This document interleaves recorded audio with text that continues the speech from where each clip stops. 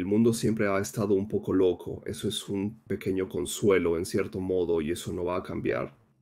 Y ahí se requiere mucha sabiduría política, así que nada de retórica bélica, sino que se trate las cosas con sensatez. Esto es crucial, especialmente desde el punto de vista alemán, ya que en caso de una guerra europea, Alemania estaría justo en el centro del conflicto, y eso no puede ser una opción. Y también debo decir que cuando tenía 18 años, juré servir valientemente a mi país, defenderlo con valentía, y eso también es una línea roja para mí hoy. No participo cuando los políticos arriesgan a la ligera todo lo que hemos construido en 45 años.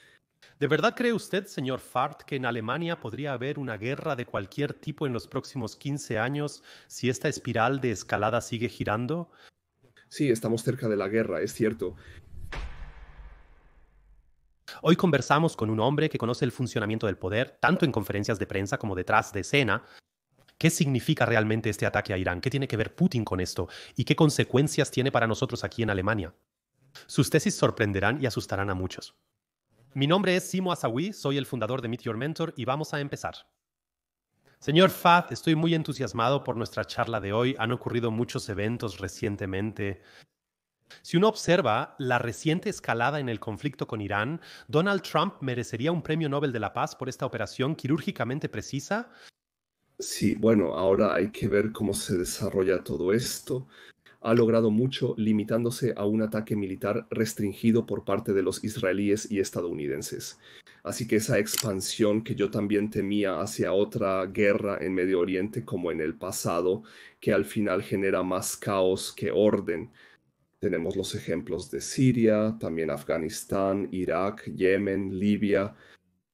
Todas esas fueron operaciones militares lideradas principalmente por los estadounidenses que al final causaron más caos que orden. Y Donald Trump, por supuesto, fue elegido por sus votantes también para no iniciar más guerras. Y aún así lo hizo. Así que en esos 12 días se puso claramente del lado de Israel y al final llevó a cabo la acción militar junto con los israelíes. Eso también fue seguramente coordinado de cerca con los israelíes en las últimas semanas y meses y lo llevó a cabo. Con eso, al limitar el ataque militar, satisfizo a su electorado en política interna que ya no quiere una gran guerra en Medio Oriente. Y por otro lado, también hizo mucho por la protección de Israel y por supuesto para el muy poderoso lobby israelí en Estados Unidos. También a ellos, si se me permite decirlo así, los ha satisfecho y eso es un gran logro. Bueno, no soy un gran fan de Donald Trump porque es muy errático, ¿no? Hoy dice una cosa, mañana otra, pero logró mucho en ese aspecto, tengo que decirlo. Y el riesgo de que se expanda una gran guerra ya existía y sigue existiendo si no funciona el alto al fuego. Porque también hay que ver que Irán es parte del grupo de países BRICS, Brasil, Rusia, India, China y Sudáfrica, con estrechos contactos con Rusia y China, y ellos también se han pronunciado al respecto. El canciller iraní viajó a Moscú anteayer y China se ha expresado con moderación pero crítica sobre los ataques militares. Y eso, en el fondo, también es el primer ataque militar contra un país de este grupo de Estados BRICS que ahora también se está consolidando. Y también hay que ver que Irán forma parte de la iniciativa de Shanghái de China. Así que eso no es poca cosa. Si esta guerra realmente se sale de control, podría ser el comienzo de un gran conflicto mundial. Y eso lo evitó con palabras claras y una orientación clara en su política exterior. Y sí, desde mi punto de vista lo hizo muy bien, aunque ahora lo critiquen, pero son de nuevo los mismos medios de siempre, CNN y el New York Times escriben, bueno, que el programa no se ha terminado. Y no sé a qué viene eso. Por cierto, desde hace décadas se habla de esto y los informes de inteligencia lo confirman que Irán está a punto de tener un programa nuclear. Ya no lo soporto. Y ahora, después de este ataque militar, se vuelve a decir que sí, que podría continuar con eso. Y creo que simplemente hay que resolver este asunto. Y eso solo se puede hacer políticamente. Es similar a lo que pasa con la guerra en Ucrania. Ahora necesitamos finalmente un orden de paz estable también allá en Medio Oriente, con Irán y no contra Irán. Tenemos que incluir a Irán en un sistema de orden Y esa es, por supuesto, la gran tarea también de la política exterior estadounidense en los próximos años, ¿no? Si así lo quieren ver. Como estratega militar, señor Fatt nunca podría quedarse sin trabajo debido a los numerosos conflictos existentes. Cuando observa una operación como la del fin de semana, se sienta como un estratega frente al televisor y piensa, por fin se utilizó ese rompebúnkeres, o más bien predomina el pensamiento de otra vez no, no otra escalada más. Sí, cuando trasladaron los bombarderos B-2 a Diego García, por supuesto ya sospechaba lo que se estaba preparando. Y por supuesto, como experto, uno saca inmediatamente ciertas conclusiones de determinadas acciones, y uno sabe, por supuesto, que detrás de eso hay semanas y meses de planificación, porque las guerras no estallan simplemente, sino que se hacen, se preparan, se planean hasta el último detalle. Esto incluye una estrecha coordinación, tal como sucedió con los israelíes y estadounidenses. Debido a mi trayectoria, ya no puedo pensar en operaciones militares sin considerar la política. Como militar estuve casi 13 años en la política, los últimos 8 en la Cancillería. Por cierto, años atrás escribí mi tesis doctoral sobre Clausewitz. Él tampoco concebía la guerra sin la política, lo cual es imposible. Recurrir solo a ataques y confiar únicamente en el poder militar es importante, pero nunca es suficiente. Al final, ahora también, refiriéndome a Irán, solo logran establecer el orden mediante las medidas políticas adecuadas y a través de negociaciones, conversaciones y acuerdos. Eso es lo que falta en Medio Oriente y especialmente en nuestra relación con Rusia. Usted ya mencionó algunos puntos al principio, señor Fart. ¿Qué pasó exactamente el fin de semana? Unos dicen que es puro simbolismo, los sospechosos de siempre, y otros dicen que el programa nuclear de Irán fue retrasado por décadas. ¿Que es verdad? ¿Que es teatro político? Eso es difícil de decir en las guerras. Otto von Bismarck dijo una vez que en ningún lugar se miente tanto como antes de las elecciones, en las guerras y después de la caza. Probablemente tenga razón, en cada guerra se miente constantemente en ambos bandos. Hoy en día lo llamamos guerra de información. Al final se trata de esta guerra de palabras, de narrativas, de insinuaciones, de insultos y todo ese repertorio. Esto lo hemos vivido en abundancia, como también lo vemos en la guerra de Ucrania y con el tema de Irán. Irán ya es una potencia crítica en la región, eso hay que reconocerlo. Pero tampoco creo que debamos demonizar a Irán. Mira, Irán está rodeado de varias potencias nucleares. También hay que reconocer que Israel es una potencia nuclear informal. Estados Unidos, con su quinta flota presente en la región, también es una potencia nuclear. Tienen a Rusia y Pakistán también como potencias nucleares. Todos están en esta región. Y los iraníes, no sé si realmente quieren también un programa nuclear militar. Hay indicios de eso, pero sería muy cauteloso al evaluar. Por cierto, la energía nuclear fue llevada a Irán por los estadounidenses. Así que en realidad solo han desarrollado aún más lo que instalaron en el país hace años, décadas, con ayuda estadounidense. Y tampoco creo en satanizar a Irán. Así no vamos a avanzar. Uno también tiene que, aunque sea difícil, Irán ha postulado varias veces la eliminación de Israel. Y todo esto es muy crítico, pero también desde la perspectiva israelí se han dicho palabras desagradables sobre los mulás, por supuesto, y hay que ver cómo se puede manejar eso. Y la posesión de armas nucleares es un factor crítico ahí. Pero debo decir como experto, ¿qué pasaría realmente si Irán tuviera un arma nuclear? ¿Estallaría de inmediato una tercera guerra mundial? Yo digo que no. Porque si realmente tuviera el arma nuclear, digo, no la quiero, estoy en contra, pero suponiendo que la tuviera desde mi punto de vista, también tendría un efecto muy estabilizador en la región. Desde ese día, Irán debería ser muy cauteloso con el manejo de su fuerza militar y de ninguna manera podría usar armas nucleares, porque eso llevaría a su aniquilación, porque Israel tiene de manera informal, aunque nunca lo ha confirmado, la capacidad de segundo ataque, y con eso cualquier intento de aniquilar a Israel automáticamente llevaría a la aniquilación de Irán. Y como ambos saben, eso no ocurrirá. Así que esta demonización del arma nuclear en manos de Irán también deberíamos cuestionarla de manera crítica. Pero no quiero decir con eso que lo apruebe. Yo creo que sería mejor si realmente renunciaran a este programa nuclear militar y si se resolviera políticamente. Es necesario resolver este asunto de manera política ahora mismo. Sinceramente, no quiero escuchar en la próxima década que Irán está cerca de tener un programa nuclear y que debemos enviar aviones, realizar misiones y bombardear de nuevo. Eso no puede ser una base. Debemos ver cómo lo logramos finalmente, y esa es una tarea de Estados Unidos, claro. Y ahí Trump también debe mantener bajo control a Netanyahu de algún modo. La relación entre los dos tampoco está libre de tensiones, así que también es un acto de equilibrio. Pero Donald Trump hizo todo bien en Medio Oriente, y eso es muy meritorio, a pesar de todas las críticas. Y simplemente deseo que ahora haga lo mismo con respecto a la guerra en Ucrania. Y los europeos no son capaces de hacerlo ni de desempeñar un papel fuerte en Medio Oriente ni en nuestra relación con Rusia. Eso puede olvidarse. Ahora todo depende de Estados Unidos y si lo logra, entonces sí se habrá ganado realmente el Premio Nobel de la Paz. Sí, me parece muy interesante la tesis que acabas de plantear, que realmente habría una nueva carrera armamentista si los mulás tuvieran la bomba atómica, porque los sauditas no lo permitirían, los cataríes no lo permitirían, y en realidad ningún país alrededor de Irán querría permitirlo. Y creo que esta acción del fin de semana no habría sido posible sin la ayuda silenciosa de los países árabes vecinos. Y creo que hay muchos países árabes vecinos que realmente se rieron para sus adentros el fin de semana, porque de este peligro potencial que era Irán, ahora de alguna manera lo han convertido en un tigre sin dientes. Sí, eso es muy cierto.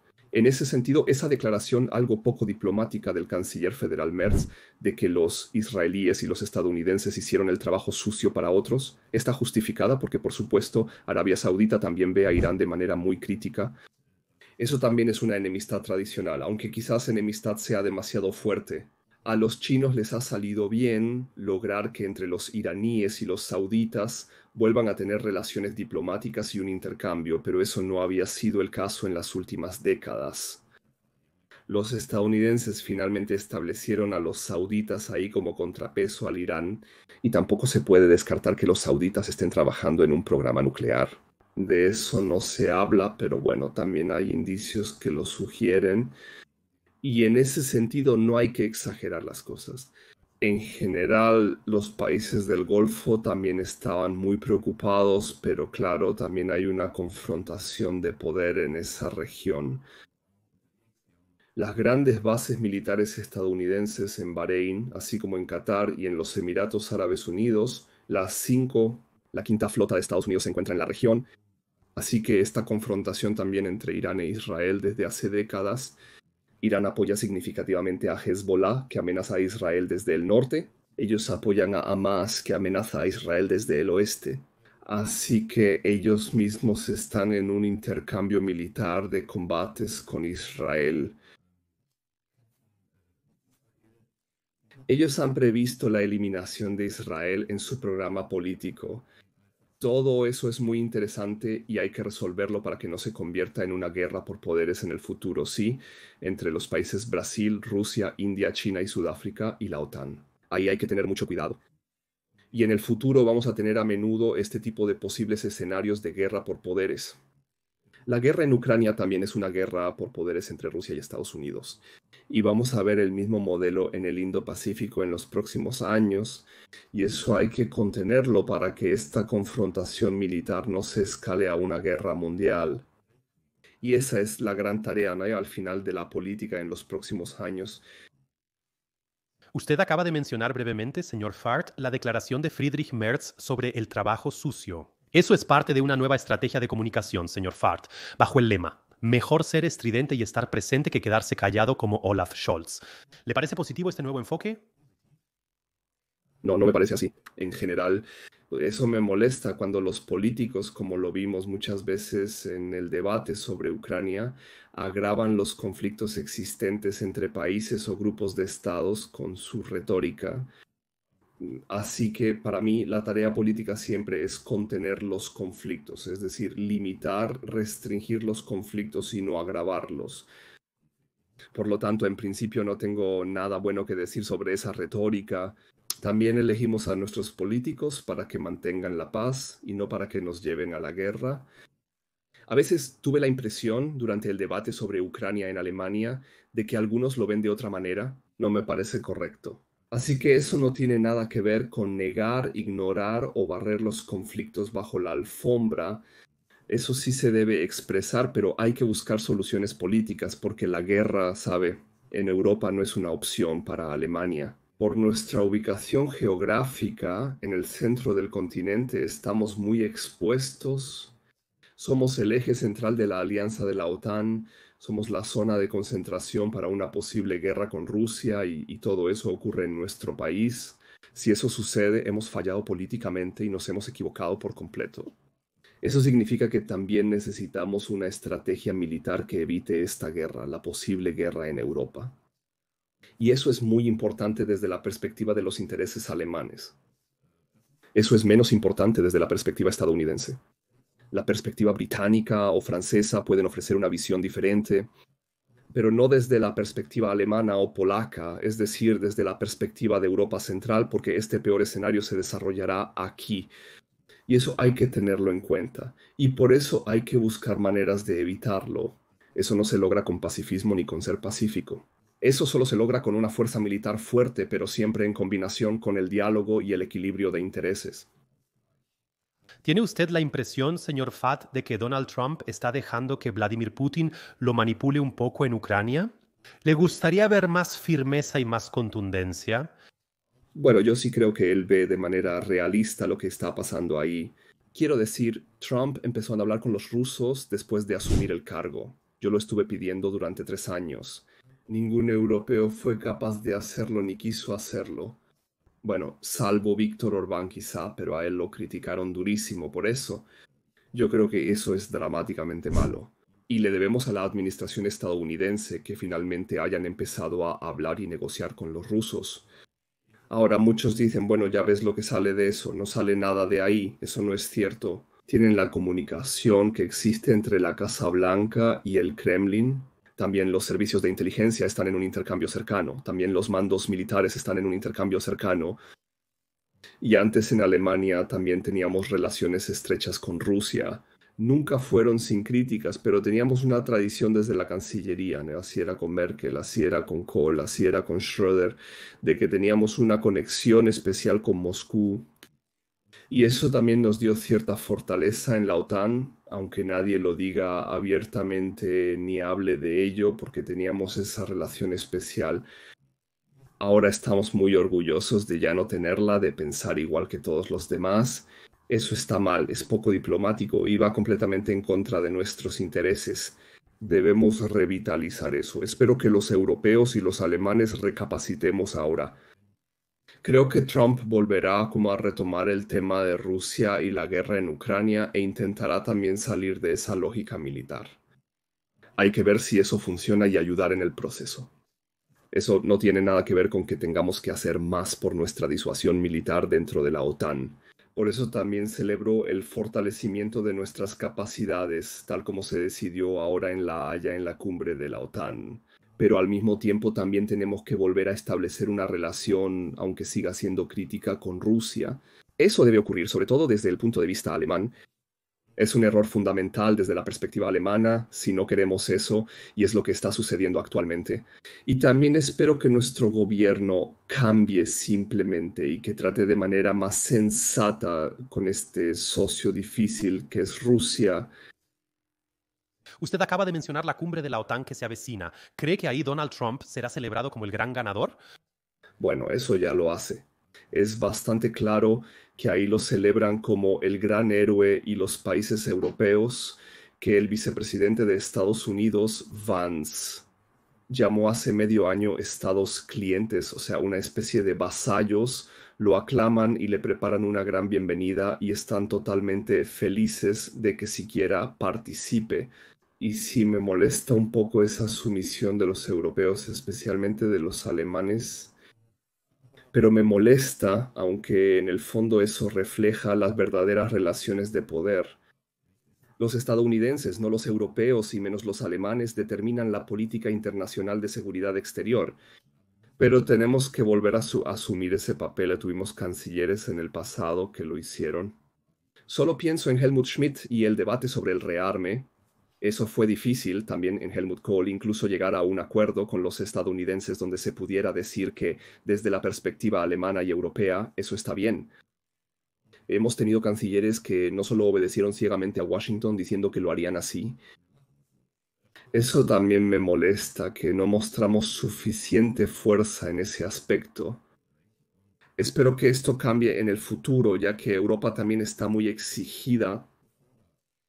Este compromiso del artículo 5 de la OTAN, me refiero al paraguas nuclear de los estadounidenses para los europeos, todo eso se ha vuelto frágil. Europa y Alemania deben encontrar nuevos rumbos.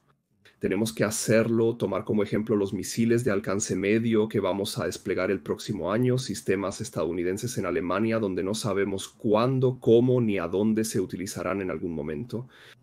Eso ya no es aceptable. Para mí, también forma parte del cambio de época decir que si vamos a desplegar misiles en Alemania, entonces deben ser sistemas alemanes y europeos.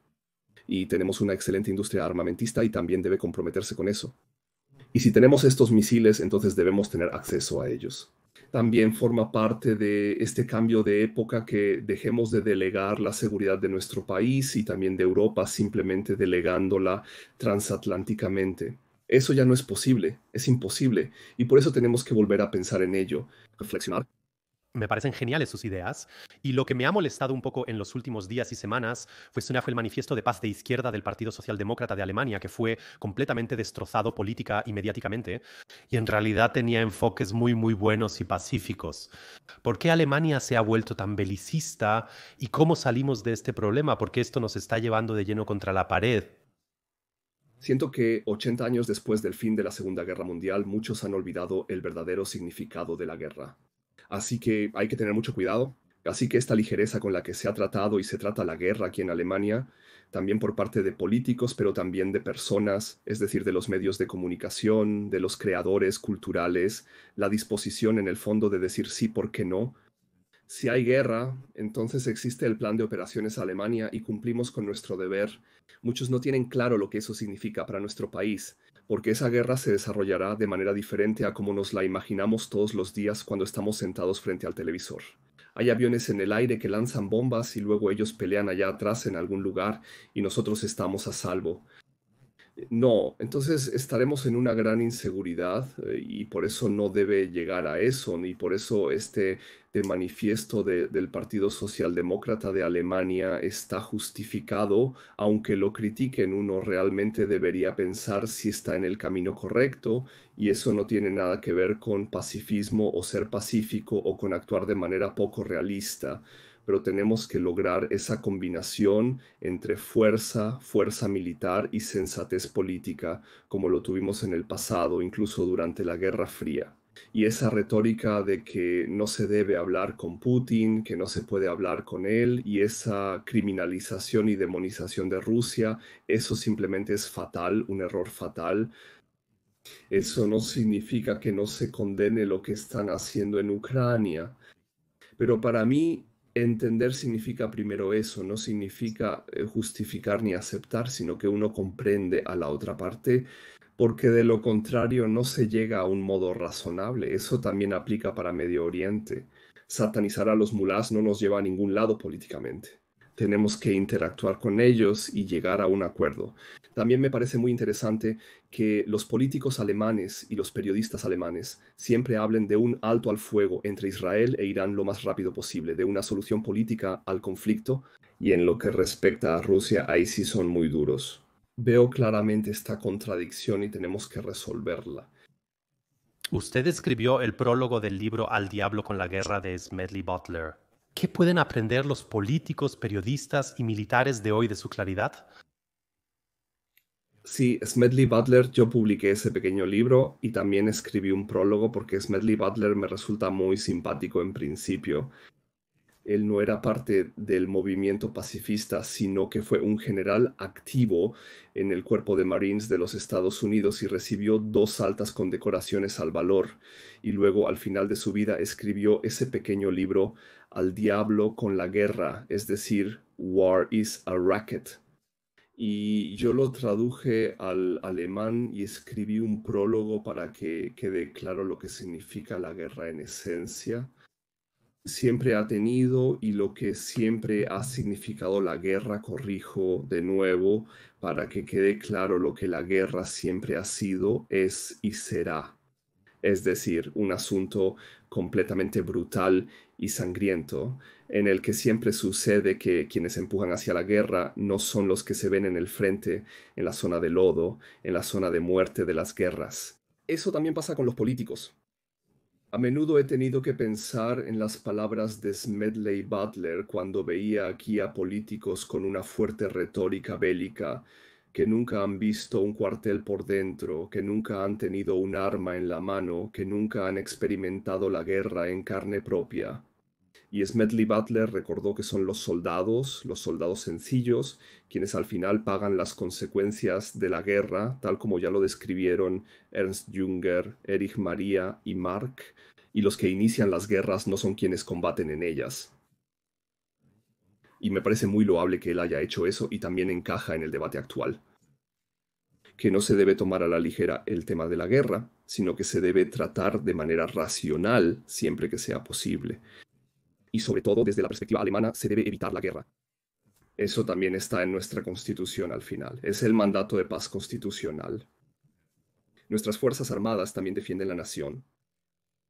Alemania no se defiende en el Hindu Kush, Malí, ni en el Dnieper, y tampoco en el Indo-Pacífico. La base de legitimación de nuestras fuerzas armadas es la defensa nacional y colectiva en el marco de la OTAN. Y ahí es a donde tenemos que volver. Y la OTAN, también en relación con la Haya, no debe convertirse en una correa de transmisión para intervenciones militares globales de Estados Unidos. Eso no es posible, no es la base del negocio. Esa será la tarea, desarrollarlo de forma realista desde la perspectiva europea. Y eso también es importante para Alemania. El libro de Smedley Butler, de solo 48 páginas, es una pequeña contribución para mantener viva la memoria. Se lee rápido, pero llega al fondo lo que realmente significa la guerra. Eso es algo que uno debe tener presente antes de ir a la guerra. Aprecio la claridad de tus palabras. Sin duda dejaremos el enlace abajo. ¿Sabe? Mi principio de vida, señor Fat, siempre ha sido que el futuro será positivo, el futuro será prometedor, pero solo los paranoicos sobrevivirán. Ese es un poco mi principio, porque las respuestas que nos dan allá afuera, las narrativas que se nos muestran allá afuera, al final no tienen ningún sentido por ningún lado. Y por eso encuentro la claridad en sus palabras realmente muy, muy ejemplar. Tengo aquí dos preguntas más de la comunidad. Usted es papá de dos hijos. ¿Cómo debe uno imaginarse al general Fat como papá? ¿Sí? Debo corregirte, fui más aplicado y soy padre de 3 hijos. Y eso no lo sé. En realidad tendría que preguntarle a mis hijos. Pero con los 3 tengo 2 hijas y un hijo. Tengo una muy buena relación. Y eso me hace muy feliz. Y eso también me hizo fuerte en todo este debate sobre Ucrania, que mi familia siempre estuvo detrás de mí, también mi esposa. Y por eso estoy muy agradecido. Quizá como alguien soltero no lo aguantarías tan bien. Y sí, ya me veo en el papel de padre, siempre me he visto así, incluso como general, incluso como militar, pero ellos también saben que papá puede ser diferente, o sea, no así. ¿Qué le aconsejaría hoy a su yo de 18 años en este mundo, en esta época? Señora Saúl, el mundo siempre ha estado loco. Si revisa la historia de la OTAN, siempre hemos estado, a lo largo de la historia de la organización, al borde de guerras. Ahora tenemos la cumbre de la OTAN en La Haya. El bloqueo de Berlín y la guerra de Corea, que podría haber desencadenado una guerra mundial, fueron los detonantes iniciales, incluso antes de la creación de la OTAN.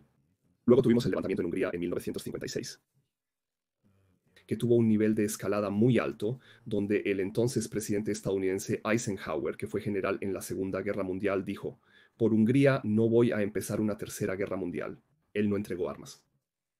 En 1962, la crisis de los misiles en Cuba nos llevó al borde de una guerra mundial.